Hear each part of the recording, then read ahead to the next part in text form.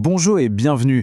Aujourd'hui, on part pour un voyage assez incroyable. On va plonger dans un monde totalement invisible, mais qui est pourtant à la base de tout ce qui est vivant et complexe. Bref, on va explorer l'architecture secrète qui nous compose.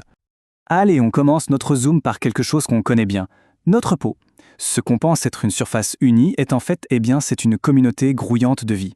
Des milliards et des milliards de petites unités vivantes qui bossent ensemble. Et là, forcément, la question se pose. Comment est-ce que ça marche tout ça ?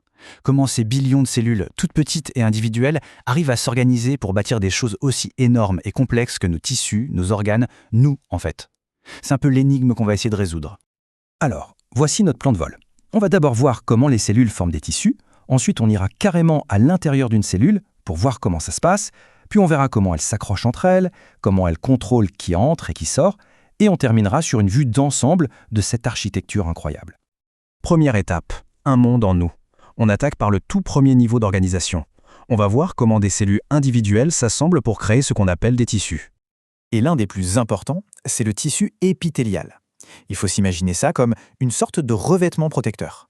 Ce sont des couches de cellules vraiment très serrées les unes contre les autres, qui recouvrent l'extérieur de notre corps bien sûr, mais aussi l'intérieur de nos organes. Et voilà deux exemples parfaits. À gauche, l'intestin et à droite, la peau. Ce qui est frappant, c'est à quel point c'est dense et super bien organisé, non ? Toute leur force, toute leur fonction, ça vient de là, de cette cohésion. Et tout ça, ça dépend uniquement de la façon dont chaque cellule est connectée à sa voisine. Bon, maintenant, accrochez-vous, on change complètement d'échelle. On va zoomer encore plus fort pour entrer au cœur d'une de ces cellules et découvrir la machinerie ultra complexe qui la fait vivre. Allez, bienvenue dans la cité cellulaire.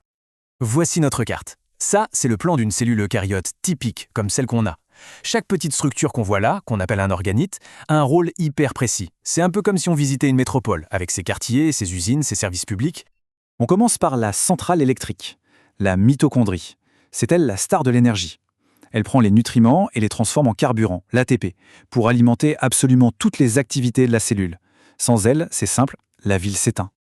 Maintenant, direction l'usine principale de la ville, le réticulum endoplasmique. Cet immense labyrinthe de membranes, c'est là qu'on fabrique les protéines et les lipides. En gros, les matériaux de construction et les outils indispensables pour que la cellule puisse faire son travail. Une fois que les produits sont fabriqués dans l'usine, ils sont expédiés ici, à l'appareil de Golgi. C'est le centre de tri et d'expédition de la cellule. On peut le voir comme un service postal.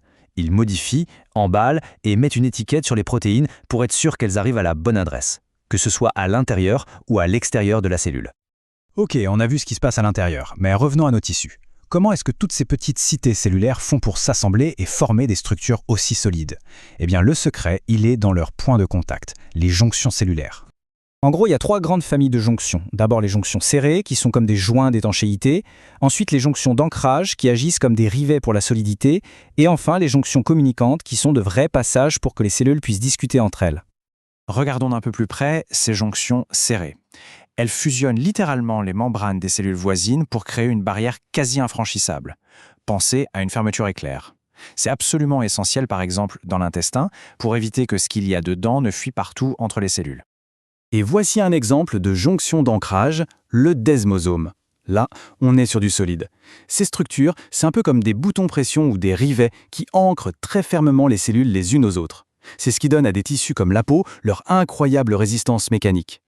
Et pour finir, les jonctions communicantes. Celles-là, elles sont fascinantes. Ce sont de vrais petits tunnels qui permettent aux cellules de s'échanger directement des signaux chimiques et des nutriments. C'est grâce à ça qu'elles peuvent se coordonner et agir à l'unisson, presque comme un seul être.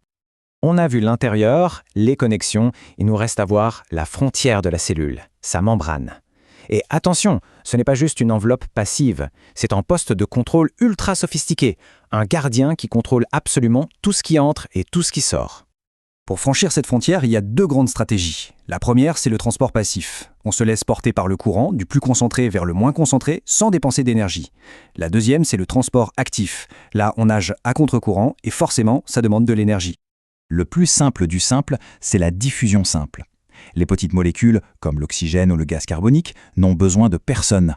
Elles se faufilent tranquillement à travers la membrane, toujours en allant de là où il y en a beaucoup vers là où il y en a moins. Facile. Mais pour des molécules un peu plus grosses ou qui ont une charge électrique, ça ne passe pas comme ça. Il leur faut de l'aide. C'est la diffusion facilitée.